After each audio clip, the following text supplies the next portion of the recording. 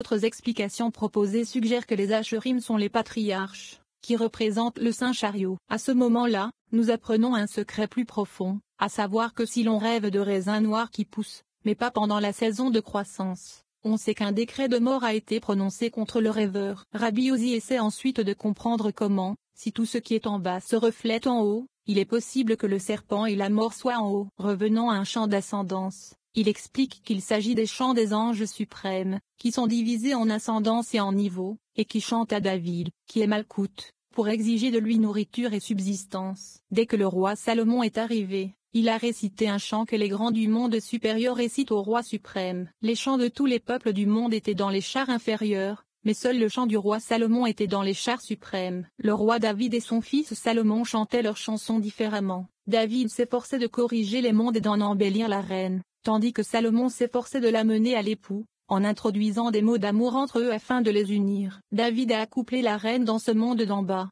tandis que Salomon a accouplé la reine dans une union parfaite en haut. Le passage parle ensuite de 3000 proverbes, 3000 paraboles, 1005 poèmes et du nombre 5. En fin de compte, la raison pour laquelle les prières et les pétitions sont nécessaires est que le lieu d'où émerge la lumière, qui est Zahir Ampin, s'illumine et se prépare, car lorsque ce lieu est restauré, tout ce qui se trouve en dessous, dans Malkout, est prêt pour l'apparition de Dieu. La pertinence de ce passage. On pourrait passer des jours, des semaines, des mois, des années à essayer d'interpréter ce passage extrêmement long et complexe. Pourtant, sa complexité et peut-être son message, nous libérer de notre adhésion obstinée à l'intellect et nous tourner vers les langages divins de la musique et de la poésie, qui sont mieux à même que le langage ordinaire de parler de choses profondes. Nous savons que le récit du Zohar réveille les forces spirituelles dont il parle. Ainsi, les références au serpent et à la mort allument des étincelles sacrées qui nous protègent de ces forces mortelles. Et l'ange de la mort, lui-même, meurt à travers la lumière qui brille ici. Nous puisons notre subsistance au nom de David, mettant fin à la pauvreté. La protection et la lumière de la rédemption finale sont suscitées par le temple. La bénédiction nous est accordée de la main de la coupe de la bénédiction. Nous allumons une joie indicible en vertu du cantique des cantiques de Salomon, et nous propageons la bonté dans le monde entier par le biais des raisins blancs. 313. Rabbi Ozi a ouvert la discussion en disant, le chant des cantiques, qui est celui de Salomon Sheur Hacherim. Le roi Salomon s'est inspiré de ce chant lorsque le temple a été construit, et que tous les mondes d'en haut et d'en bas ont été achevés en une seule fois. Même si les amis ne sont pas d'accord sur la date à laquelle il a été dit, l'opinion principale est qu'il a été dit lorsque le temple a été construit. Mais ce chant n'a été récité en entier que lorsque la lune, qui est Malkout, a été complètement achevée, et que le temple a été construit à l'image de celui d'en haut. Lorsque le temple fut construit en bas, il n'y eut aucune joie devant le Saint, béni soit-il, depuis le jour où le monde fut créé, comme ce jour-là. 314. Moïse fit le tabernacle dans le désert, afin que la Shekhinah puisse descendre sur terre. Ce jour-là, un autre tabernacle fut érigé au-dessus, comme cela a été expliqué, ainsi qu'il est écrit. Le tabernacle fut érigé Shemo 42.17. Le tabernacle vient impliquer un autre tabernacle qui fut érigé avec lui, et c'est le tabernacle du jeune homme Tatron, et non plus haut. Quand le premier temple a été construit, un autre premier temple a été construit avec lui, qui est Malkout. Quand il était dans le grade de Bina, il existait dans tous les mondes et illuminait tous les mondes, et le monde devenait odorant et toutes les ouvertures suprêmes s'ouvraient pour briller. Il n'y avait pas de joie dans le monde comme ce jour-là, et alors ceux d'en haut et ceux d'en bas s'ouvrirent et dirent un chant, le cantique des cantiques, les cantiques que les musiciens jouent au Saint, béni soit-il.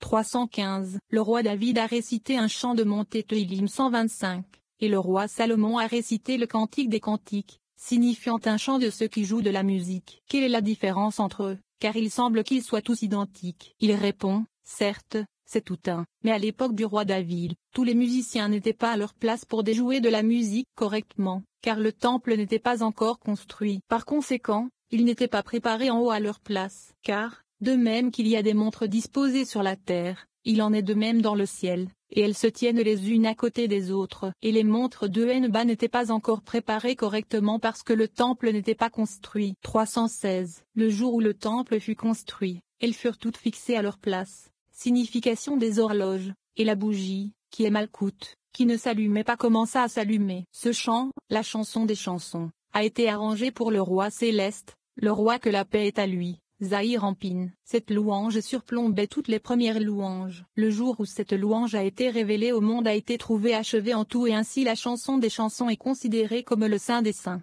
317. Dans le livre d'Adam, il est écrit, le jour où le temple sera construit, les patriarches inspireront le chant en haut et en bas. C'est pourquoi nous constatons que le shin de Shor Hashirim est l'une des grandes lettres, car les 3 branches saluent aux 3 patriarches. Ces patriarches sont ceux qui inspirent la chanson. Ils ne jouent pas réellement de la musique, car seul Malkout le fait, mais ils réveillent ce qui précède par le chant de ces grands chants qui sont désignés sur tous les mondes, ainsi que de Bina.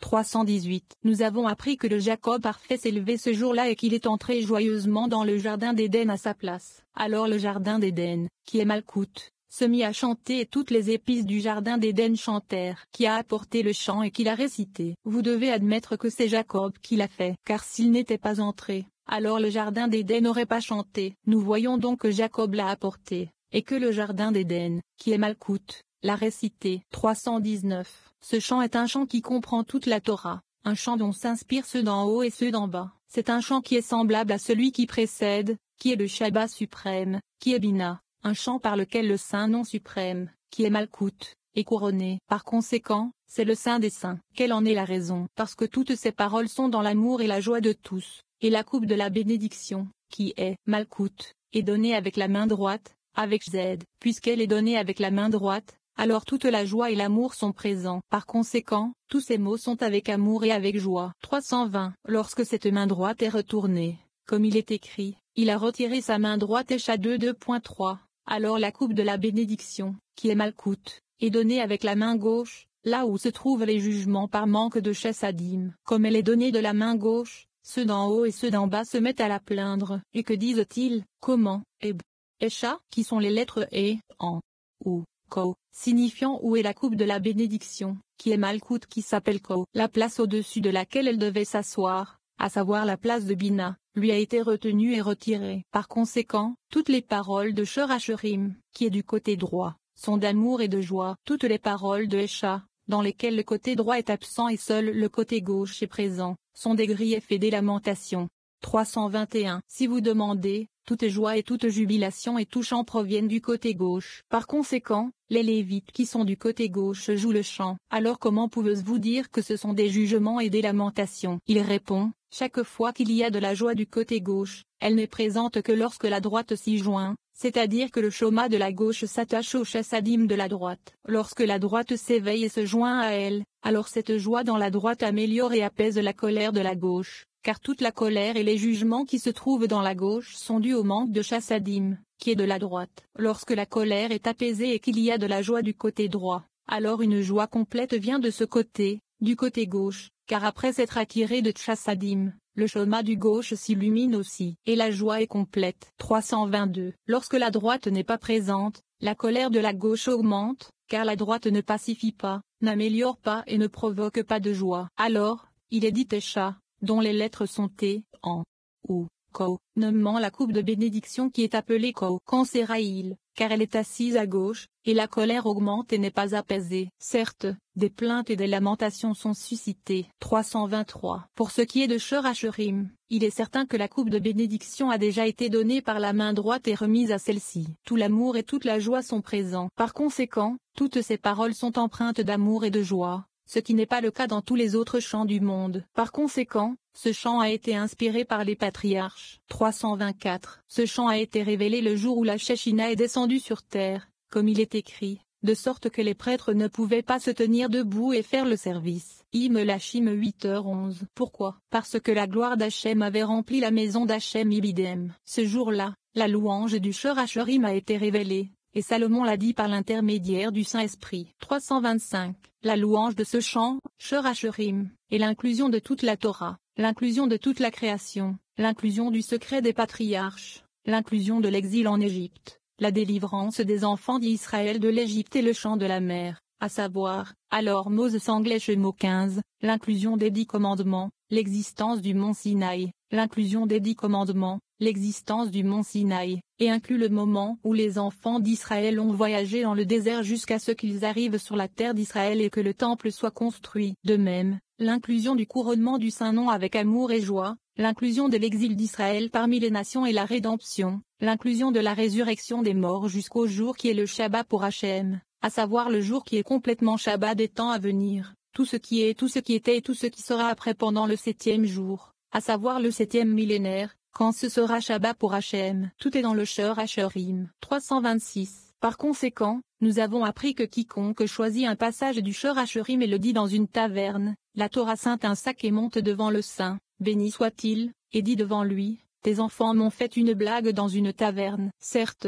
la Torah monte et dit ainsi. Par conséquent, il faut être prudent et placer une couronne sur la tête de la personne à partir de chaque mot du Shor Hashurim. 327. Et si vous demandez, pourquoi est-il parmi les écrits, et pas dans les prophètes, il répond, il est certain que société anonyme placée dans les écrits, parce que c'est le chant de louange de la congrégation d'Israël, qui est Malkout qui est couronné en haut, de Bina, et le Malkout fait partie des écrits. Par conséquent, aucune des louanges du monde n'est aussi agréable devant le Saint, béni soit-il, que cette louange. 328. Nous avons appris que Shor en anglais Asung est le premier, Hashurim en anglais Song, le second et Haché en anglais Wishi, le troisième. C'est le secret pour lequel la coupe de la bénédiction, qui est Malkout, a été donnée et prise entre les mains droite et gauche, ce qui est le secret de 2 colonnes droite et gauche, Zed et Gura. Tout est inspiré vers le roi pour que la paix soit la sienne, qui est la colonne centrale, Tiferet, qui correspond à celle-ci et aux 3 mentionnés plus haut. Le désir s'élève en cela de plus en plus haut, dans le secret de la lumière sans fin. Le saint chariot est présent ici, parce que les patriarches, nommant Zed, Gura et Tiferet qui sont mentionnés ci-dessus, qui est le secret de 3 chansons, sont le chariot. Le roi David se joint à eux, et ils sont 4, ce qui est le secret du saint chariot suprême. Par conséquent, il y a 4 mots dans ce premier passage, nommé la chanson des chansons, qui est de Salomon, le secret du saint chariot complet. 329. Pour expliquer davantage ce secret, Shor est le secret du roi David, étant le secret de Shor. Hashurim sont les patriarches, étant le secret des grands nommés, le chariot complet approprié. Ce qui appartient à Salomon est le secret de celui qui monte sur ce char complet, nommé Bina. 330. L'ensemble du secret, pour toujours et à jamais, lit. Du monde et au monde, Idivrayamim 16h36, ce qui signifie de Bina à Malkout, se trouve dans ce passage, qui est le secret de toute la foi. C'est tout un chariot complet pour celui qui est connu, et pour celui qui n'est pas connu, qui ne doit pas être connu ni compris. Par conséquent, il y a 4 mots dans le passage, qui est le secret du chariot qui est complet de tous les côtés, à la fois de droite et de gauche. C'est à partir d'ici et plus loin, à savoir y étant à bas en Emma, que le secret a été transmis aux sages. 331. Il a aussi un secret plus profond, car nous avons appris que si l'on voit des raisins dans son rêve et qu'ils sont blancs, ils sont bons, c'est-à-dire que le rêve alloue au bien. S'ils sont noirs et s'ils sont en saison, c'est-à-dire la saison de la culture du raisin, ils sont bons. S'ils ne sont pas en saison, alors la miséricorde est nécessaire, car ils alluent vers un mauvais décret. Il questionne, quelle différence y a-t-il s'ils sont blancs ou s'ils sont noirs? Et quelle différence y a-t-il s'ils sont de saison ou s'ils ne sont pas de saison? Nous avons aussi appris que si quelqu'un mange les raisins noirs, il est assuré d'être du monde à venir. Pourquoi? 332. Il répond, nous avons appris que l'arbre avec lequel Adam a péché était des raisins, comme il est écrit, leurs raisins sont des raisins de fiel de Varim 32 2.32, qui sont des raisins noirs. Il y a des raisins noirs et des raisins blancs. Et les blancs sont bons parce qu'ils sont du côté de la vie, car le blanc alloue au Zed, qui est le Zahir en pin qui est appelé l'arbre de vie. Les noirs ont besoin de miséricorde, parce qu'ils sont du côté de la mort et parce que le noir mène à l'arbre de la connaissance du bien et du mal, où se trouve la mort. Dans leur saison, c'est-à-dire quand ils sont morts, ils sont bons, même s'ils sont noirs. Quelle en est la raison? Au moment où les blancs dominent, tout s'améliore car à ce moment-là, ils sont tout fixés et tout est beau. Tout est dans la même procédure. Les blancs et les noirs. Quand les blancs ne dominent pas et que les noirs apparaissent dans le rêve, mais pas dans la saison de croissance des raisins, on sait qu'un décret de mort a été décrété contre lui. Et il a besoin de miséricorde, car il a vu l'arbre avec lequel Adam avait péché, et causé la mort pour lui-même et le monde entier. 333. Nous devons faire une observation,